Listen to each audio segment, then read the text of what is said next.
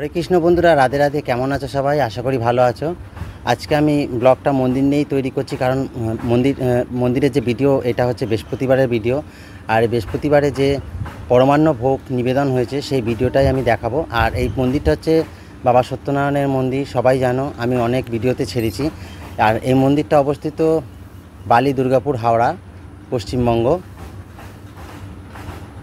এখানে যে পরমান্ন ভোগ নিবেদন করা হয়েছে, সেই যে পরমান্ন ভোগের রান্না কিভাবে তৈরি করা হলো, সেই পরমান্ন ভোগের সমস্ত কিছু আয়োজন কিভাবে করা হয়েছে সবটা দেখাচ্ছি। প্রথমে আমরা 30 লিটার দুধ, মানে 30 কেজি দুধ সংগ্রহ করেছি। সেই দুধটা প্রথমে ঢালছি, ঢেলে তার উপরে 20 লিটার মতো জল পাইল করেছি। জল পাইল করে ওর মধ্যে আবার 1 কেজি যে আমুলিয়া গুঁড়ো দুধ, সেই গুঁড়ো দুধটা পাইল করা হয়েছে। মোট 50 লিটার দুধে পায়েস, মানে যে পরমান্ন ভোগ নিবেদন করা হবে বাবা সত্যনারায়ণকে, সেই যে 50 লিটার দুধ, সেটা দেখুন এখন গরম হচ্ছে। তারপরে যে মানে যে কামিনী আতপ চাল, যেটা পরমান্ন ভোগের জন্য নিবেদন করা হবে, সেই কামিনী আতপ চালটা ধুয়ে রাখা হয়েছে। তারপরে আস্তে আস্তে সেই চালটা, দুধটা গরম হতে দিয়ে দেওয়া হচ্ছে।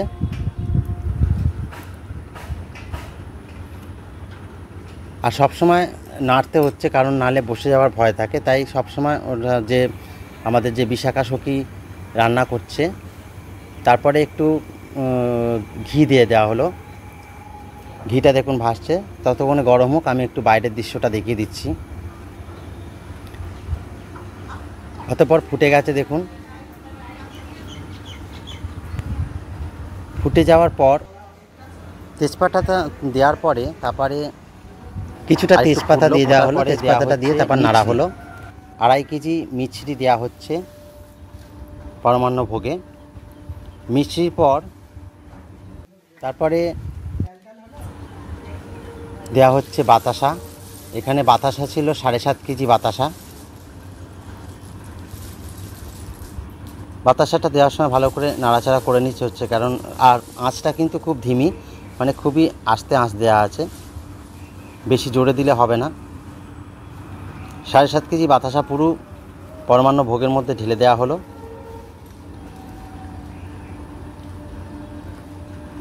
বাতাসাটা দিয়ে কিছুক্ষণ নাড়ার পর 1 কেজি চিনি দিয়ে দেওয়া হলো। কেন চিনি একটু দিতেই হবে, কারণ বাতাসাতে বেশি মিষ্টি হয় না, আর চিনি আর মিষ্টিতেই মিষ্টিটা হবে। সে কারণে চিনি 1 কেজি, সামান্য বলতে পারো, একটু চিনি দিয়ে দেওয়া হলো।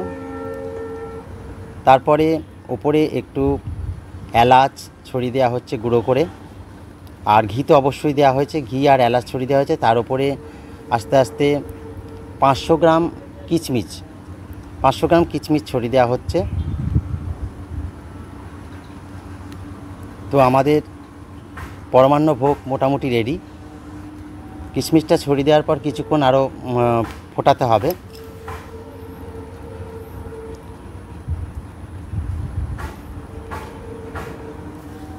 এর মধ্যে কাজুটা দিলে ভালো হতো, আর কাজুটা আমার কেনা হয় না, তাই শুধু কিশমিশটাই দিয়ে দেওয়া হয়েছে। দেখুন আমার পরমান্ন ভোগ রেডি বাবাকে নিবেদন করার জন্য। তারপরের পর্যায়ে চলে এলাম বাবাকে ভোগ নিবেদন করার পর যে ভোগ বিলি করা হবে, সেই ভিডিওটা আমি করে দেখাচ্ছি। আপনারা দেখতে থাকুন, সঙ্গে থাকুন। আমরা ততক্ষণে রেডি করছি, আর বাইরে পুজো চলছে। পুজো শেষ হলেই, প্রসাদ দেওয়ার পরেই আমাদের যে পরমান্ন ভোগ বিলি করা হবে, সেটাই আমি দেখাচ্ছি। প্রতি বৃহস্পতিবারের নয়, এই বৃহস্পতিবারও আমাদের ভোগের আয়োজন করা হয়েছে, কিন্তু প্রতি বৃহস্পতিবার যেটা খিচুড়ি ভোগ, মানে অন্ন ভোগ দেওয়া হয়, আজকে সেটা পরমান্ন ভোগ নিবেদন করা হয়েছে।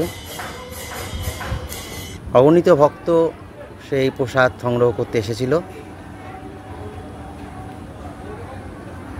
পুজো শেষ হয়ে গেছে। পুজো শেষের পর ফল প্রসাদ বিলি করছে। ফল প্রসাদ বিলি করার পর তারপরে সবাই লাইন দিয়ে পরমান্ন ভোগ নিয়ে বাড়ি চলে যাবে। দেখুন পরমান্ন ভোগ দেয়া হচ্ছে সবাইকে। আর লাইনটা আমি দেখিয়ে দিচ্ছি, প্রচুর অগণিত ভক্ত আমাদের মন্দির প্রাঙ্গণে এসে এই পরমান্ন ভোগ নিয়ে গেছেন।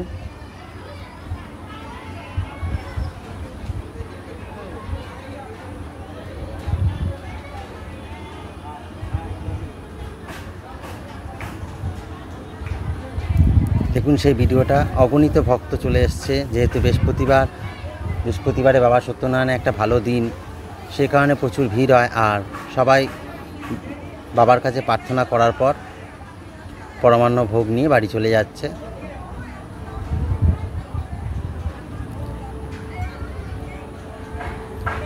অবশ্যই সবাইকে কমেন্টে আমি লিখতে বলবো জয় বাবা সত্যনারায়ণ।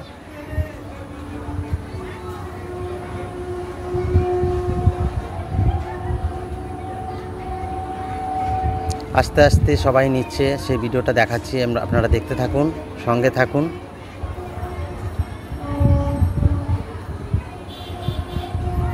আমি এখানে সম্পূর্ণ ভিডিওটা দিলাম যে কিভাবে কতটা চালের মানে 5 কেজি চালের যে পরমান্ন ভোগ নিবেদন করার পুরো ভিডিওটা দিলাম। অবশ্যই কেমন লাগলো কমেন্ট করে জানাবেন, অবশ্যই একটু শেয়ার করে দেবেন।